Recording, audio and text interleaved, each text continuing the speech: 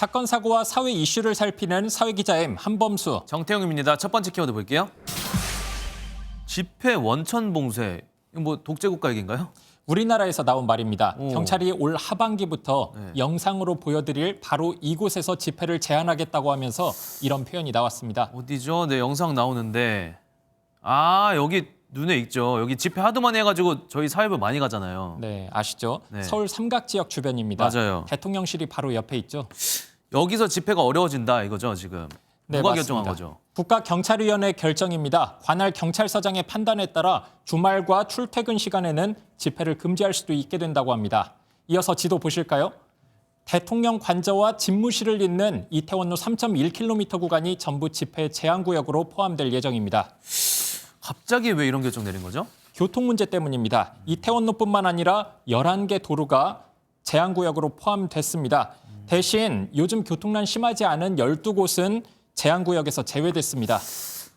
질서 유지 차원인 것 같은데 저렇게 되면은 집회 자유가 위축되지 않나요? 그래서 시민단체 중심으로 말이 많이 나옵니다. 대통령 집무실 주변 집회를 원천 봉쇄하려고 의도를 숨겨놨다는 거죠.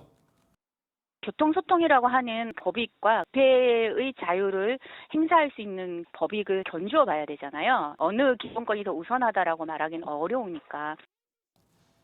이태원로 주변 도로에서까지 집회가 제한되는 건 아닌 만큼 시민단체 주장이 과장이라는 반론도 있습니다.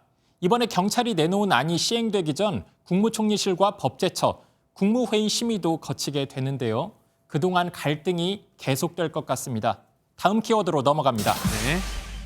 체크인 안 받습니다. 호텔 얘기인가요? 아니요, 서울의 한 공항터미널 얘긴데요. 직접 한번 다녀왔습니다. 네. 지난달 4일부터 체크인 서비스가 종료된 강남의 도심공항터미널입니다. 안으로 한번 들어가 보겠습니다. 자, 정 기자가 안으로 들어갔고 네. 내부가 텅 빈 느낌이 들긴 드네요. 네. 운영을 안 하고 있는 건가요? 정확히 말하면요, 수화물 위탁, 그리고 발권 등 탑승 수속이 안 되는 거고 리무진은 정상 운행합니다. 하지만 불편한 이용객들은 생길 수밖에 없겠죠. 터미널에서 짐을 붙이고 가는 게 도움이 됐는데 생각보다 짐 문제가 좀 커서 터미널의 매력이 딱히 없어지는 것 같아서 그 가격을 좀 조정을 하던가 아니면은 다시 한번 생각을 해볼 수도 있을 것 같아요. 터미널 서비스 코로나19 사태로 중단됐던 걸로 알고 있거든요. 맞습니다. 그랬던 게 이제 아예 전면 종료가 된 거죠. 때문에 코로나가 끝나기만을 기다렸던 상인들의 한숨은 더 클 수밖에 없습니다. 연말까지만 운행 중단한다고 그렇게 됐거든요.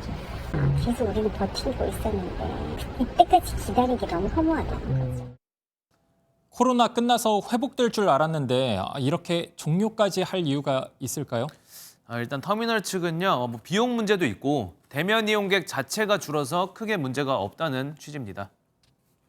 접근성도 개선되다 보니까 도심에서 체크인 할 수 있는 수요도 줄는 게 있고 키오스크나 이제 모바일로 다 체크인을 하다 보니까 그래도 도심 한복판에 있는 공항 터미널이잖아요. 네. 이용을 못하게 된다고 생각하니까 아쉽습니다. 맞습니다. 마지막 키워드 볼게요. 담임 맞기 싫어. 이거 일단 뭐 학교 선생님들 얘기인 것 같고 네. 새 학기 앞두고 말이 좀 있나 봐요? 네, 맞습니다. 교사들이 담임 맡기 싫어해서 교장 선생님들 소갈이가 심하다고 합니다. 왜 안 하려고 하죠?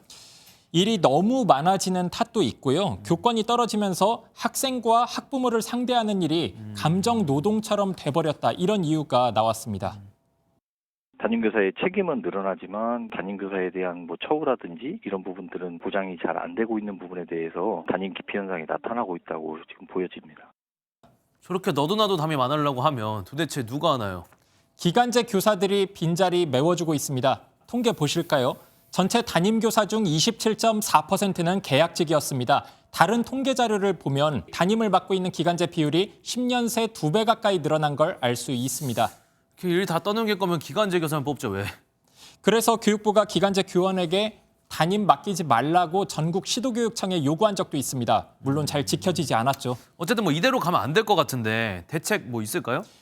교사들이 말하는 대책 2가지입니다. 담임 수당 늘려달라. 그리고 생활 지도도 중 실수가 있어도 법적 보호해달라. 이렇게요. 그렇군요. 어쨌든 교권 보호해달라 이런 뜻인 것 같은데 새겨들을 부분도 충분히 있는 것 같습니다. 네. 네, 오늘은 여기까지 하겠습니다. 사회기자 M이었습니다. 안녕하세요. 김주하입니다. 공정하고 신속한 MBN 뉴스, 유튜브를 통해서도 만나보실 수 있습니다. 특히 더 많은 뉴스와 라이브를 보고 싶으시다면 오른쪽을 눌러서 구독하시면 됩니다. 어렵지 않죠? 빠르고 정확한 뉴스로 계속 찾아뵙겠습니다. MBN 뉴스를 시청해주신 여러분 고맙습니다.